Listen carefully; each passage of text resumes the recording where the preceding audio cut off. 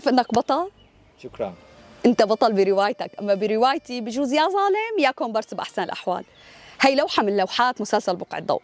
شاب وصبيه بيكونوا ماشيين بالحديقه وفي شاب ثالث عم يتطلع عليهم، فجاه الشاب يلي مع الصبيه بيمسك حجر وبيضربه للشاب الثالث. بروايته هو ضربه لانه كان حاسه بده يسرقه، اما بروايه الست الثانيه انه هو كان معجب فيها ورح ياكلها بعيونه، لهيك الشاب اللي معه غار عليها وضربه.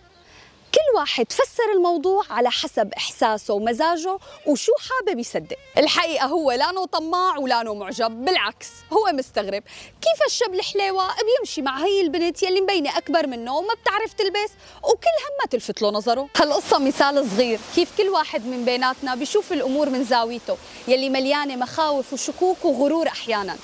كلياتنا منفسر تصرفات الناس حسب عالمنا الصغير، منلبسهم نوايانا ومنشوفهم من مرايتنا، واحيانا الحقيقه بتكون بعيده عن كل الخيالات يلي براسنا. مو كل نظره هي اعجاب ومو كل كلمه هي تهديد. لساتك شايف حالك بطل ايهام؟ لانه بجوز تكون ظالم بس بروايه حدا تاني. لازم على طول نسال حالنا، يا ترى نحن شايفين الحقيقه ولا بس عم نشوفها من زاويتنا وعنا انحياز لقصتنا؟